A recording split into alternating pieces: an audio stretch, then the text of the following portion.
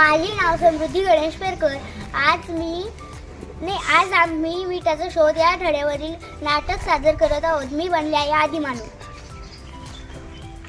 माझे नाव नैशी विष्णू पेरकर. मी वाचायला आहे.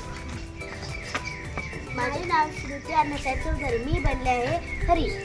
माझे नाव परी सुधाकर पेरकर. मी बनलेले आहे हरी.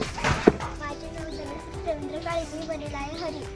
माझे नाव मी बनले आहे हरी. माझे नाव दिव्य चौधरी. मी बनले आहे हरी.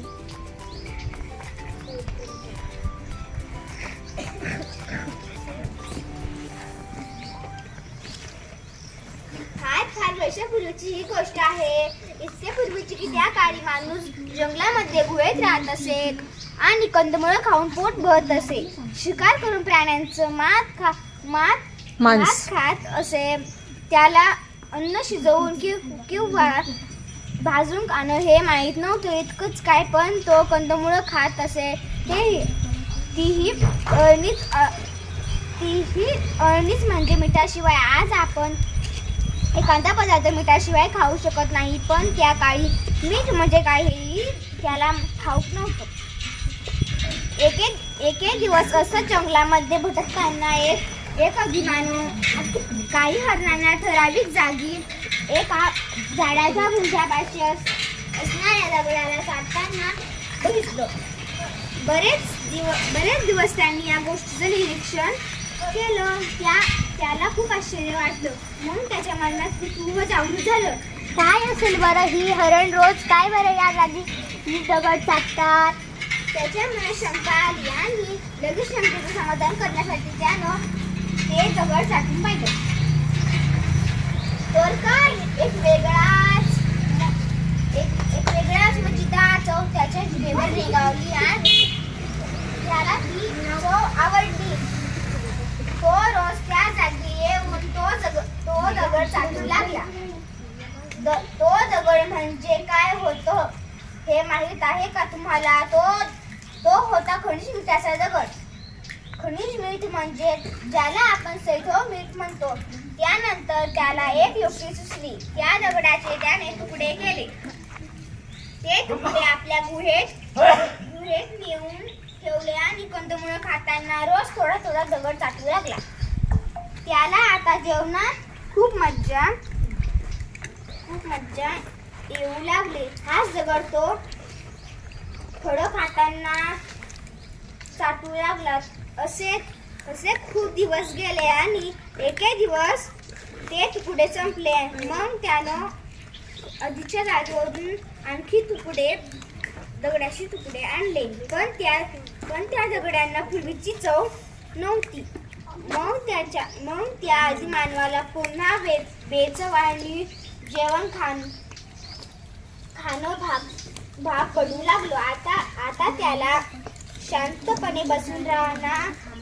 त्या दगडाचा शोध घेण्यासाठी त्यानं खूप प्रयत्न केला, पण तो दगड काही त्याला मिळे नाही. आता काय करावं बरं असा विचार करताना चालता तो जंगलाच्या टोकापासून म्हणजे तिथे जंगल संपत अशा जागी येऊन ठेपला. त्याला दिसली एक वेगळ्या प्रकारची माती खूप लांब पसरलेली होती. मातीनंतर पाणी खूप लांब पसरलेलं होतं. तिथे जाणं शक्य नव्हतं. त्याला पुन्हा कुतूहल वाटलं. ते लांब पसरलेले पाणी म्हणजे आता अथांग समुद्र आणि ती वेगळ्या प्रकारची माती म्हणजे वाळूनी भरलेला समुद्राचा किनारा जो या आधी मानवानं प्रथम पाहिला होता. तो चालता त्या समुद्राच्या पाण्यात गेला आणि काय आश्चर्य, ते पाणी त्याच्या हातापायांना झोलू लागलं. काय माहित आहे, आधी मानवाच्या हातांना आणि पायांना बरेच खरचटलं होतं. जंगलातले काटेकुटे दगड, त्यामुळे पायांना बरेचशा जखमाही झाल्या होत्या. त्यामुळे समुद्राच्या पाण्यामुळे झोंबण सुरू झाली. त्याला आश्चर्य वाटलं, कारण नदीचं पाणी तर त्याला माहित होतं, पण हे असं कधी अंगाला झोंबलं नव्हतं. मग पुन्हा त्यानं त्यावर विचार करायला सुरुवात केली. त्यानं थोडं पाणी पिऊन पाहिलं. काय आश्चर्य! ती चव त्याला ओळखीची वाटली. मग त्याला खूप आनंद झाला. खनिज मिठाचा जो दगड त्यानं चाटला होता, तशीच चव या पाण्याची होती. मग त्यानं विचार केला, जेवण म्हणजे कंदमुळं. ती खाताना मधून हे पाणी प्यायलं तर मग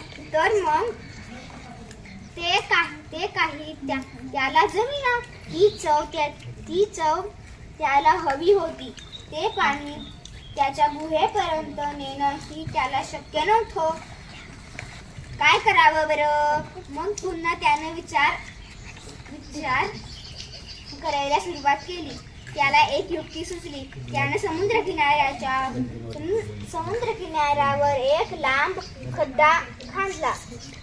त्यात समुद्राचं पाणी साठवलं. मग उन्हामुळे त्या पाण्याची वाफ झाली आणि त्या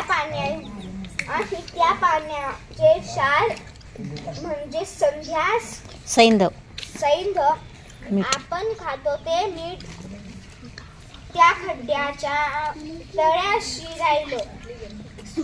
मग त्याआधी मानवाला ते सहज आपल्या गुहेत नेता आलं. यानंतर आधी मानवाच्या जेवणाला मस्त चव आली. अशा प्रमाणे मिठाचा शोध लागला. धन्यवाद. Thank you.